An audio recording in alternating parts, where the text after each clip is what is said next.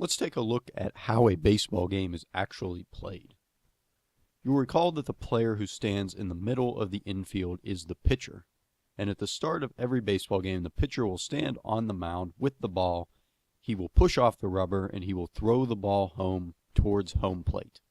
When the pitcher throws the ball, this is called a pitch. And this is where everything in baseball starts. At this point, the batter will have only a fraction of a second to make a decision. Should I swing or not? If the batter does swing, either he will hit the ball or he won't hit the ball. If the batter does not swing, the pitch will either be called a ball or it will be called a strike. And that is what this video is going to be about, balls and strikes. We'll come back to this flowchart a few times, so hopefully it'll help you keep everything straight. When the batter does hit the ball, there are a lot of different things that can happen, but in this video, we're just going to focus on these bottom three scenarios. So here we have our batter at home plate. Sorry about the white background. I tried to reverse the colors, but if you make this batter white in the background black, he starts to look like the devil. So in order to avoid frightening the younger demographic, we'll stick with the black on white. Anyway, imagine that home plate is here, and we are looking at the batter as if we are the pitcher.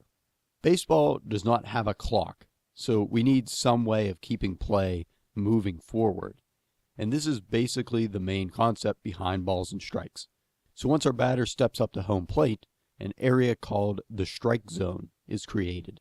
And this extends from right underneath the batter's kneecap up to the midpoint between his belt and his shoulders.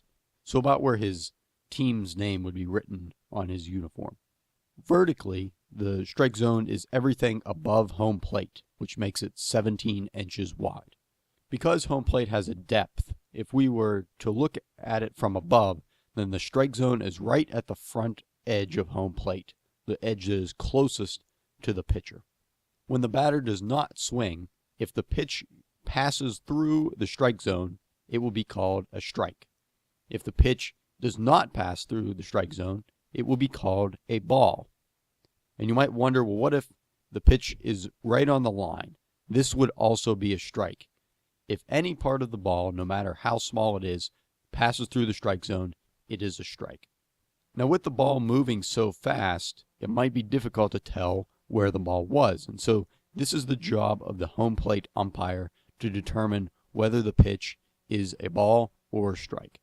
And this is why, like in this photo, you will usually see the umpire crouch down behind the catcher so he can get as good of a view as possible as to where the pitch is. So when the pitch comes in, the umpire will literally say out loud either ball or strike so that everybody knows what his call has been for that pitch. And usually for a strike, you might even see him point out to the side, make some kind of hand motion to signal that it was a strike. So the only way that a pitch can be a ball is if the batter does not swing at it and it does not go through the strike zone. There are a few ways that a pitch can be a strike. The first one we just saw, if the batter does not swing and the pitch goes through the strike zone, the umpire will call it a strike. The second way to get a strike is if the batter swings at the pitch and misses. And the third way is if the batter does hit the ball, but it goes foul. So remember that everything outside of the foul lines that run down the first and third baseline is considered to be foul territory. So if the ball is hit into foul ground or foul territory, this is called a foul ball, and it will count as a strike. Let's jump back to our flow chart, which appears to have grown since the last time we saw it. And we'll see here what we just looked at. Not swinging at a pitch can result in a pitch inside the strike zone, which would be called a strike by the umpire, or it can result in a pitch that was outside the strike zone, which the umpire would call a ball. If you swing at the pitch and miss it, this is a strike as well. And finally, if you do hit the ball and it goes into foul territory rather than fair territory, this is also a strike. So you might have noticed here that 4 out of 5 of our branches have resulted either in a ball or a strike. And so balls and strikes, I guess you could say, will happen a lot. You'll probably see over 200 pitches in every baseball game, and the vast majority of them will either be just called balls or strikes rather than pitches that are hit into fair territory or result in something else. I said earlier that balls and strikes exist to keep the game moving forward. So let's take a look at how that works. This is with something called the count. Oh, sorry, not that count. There we go. The count refers to the number of balls and strikes that a batter has seen during his at-bat. And the way that we say this is the number of balls and then the number of strikes. So if you watch a baseball game on TV, and especially if you listen to one on the radio, you will hear the announcer constantly saying something like, there are 2 balls and 1 strike, or the count is 2-1. And if you are watching on TV, usually in the top corner of the screen, it will display the count numerically, 2 balls dash 1 strike. So where does this end? Or I guess you could say, how high can the count go? Can you have a count of 10 balls and 8 strikes? Well, the count will continue until the end of the at-bat, which will be the result of a strikeout, a walk, the batter hitting the ball, or, well, there's a bunch of different ways other than this. But as far as balls and strikes go, let's look at these first 2, strikeouts and walks. A strikeout happens when the batter receives 3 strikes in his at-bat. This will be called an out, which is another key element to keeping a game of baseball moving forward that we'll look at more in the next few videos. A strikeout, or any out, is what the pitcher is trying to get, and this is what the batter is trying to avoid. So the last thing to say about a strikeout is that the 3rd strike must come either on a called strike or a swing and a miss, which is also called a swinging strike.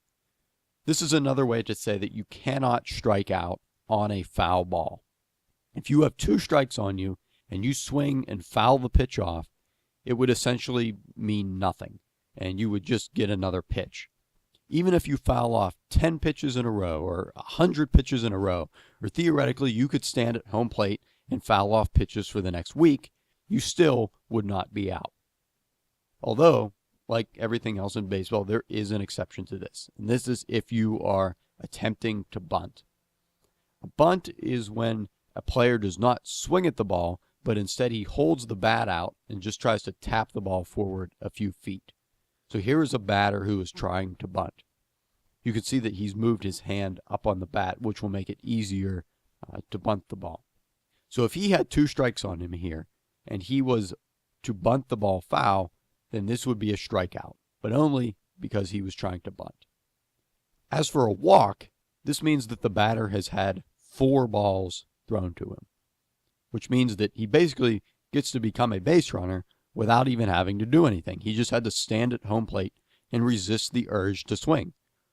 Although I wouldn't recommend this strategy because usually pitchers are pretty good at throwing strikes. So if you're not going to swing, more often than not, you'll get a strikeout than a walk. Okay, so now that we know that 3 strikes is a strikeout and 4 balls is a walk, let's go back to the count. At the beginning of every at-bat, the count is 0-0, or we would say there is no count on the batter. If the first pitch is a ball, then the count would move to 1-0.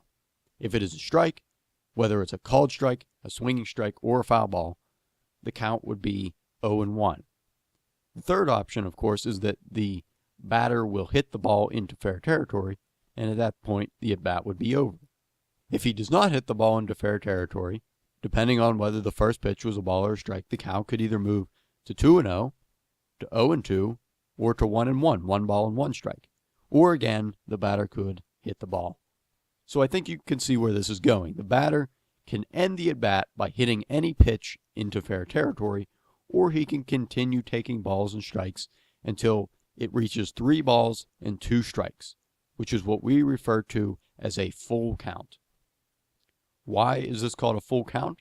Well, the next pitch, if it is a ball, the batter will walk. If the next pitch is a strike, it will be a strikeout. A foul ball, again, a foul ball that the batter swung at and not bunted, will not end the at-bat. And this is why, or at least one of the reasons why, as you may have heard, that a baseball game could potentially last forever. Or finally, of course, the batter could hit the ball into fair territory. In other words, once you reach a full count, there is a pretty good chance, well, 75% chance in fact, that the next pitch will end the at-bat. So again, let's go back to our flow chart. Everything in baseball starts with the pitch. Either the batter will swing or he will not swing. If he does not swing, either the umpire will call a strike if the ball was in the strike zone, or he will call a ball if it is not. If the batter does swing and he misses it, it is a strike. If he swings and he hits the ball into foul territory, this is also a strike. The balls and the strikes are added up in the count, which is 0-0 at the beginning of every at-bat and can work its way up to a full count of 3 balls and 2 strikes. 4 balls and you walk, but 1, 2, 3 strikes and you are out. So that's a lot of info, and while it probably still seems really complicated, especially if you're brand new to baseball, I promise that after watching 2 or 3 games, balls and strikes will become second nature to you.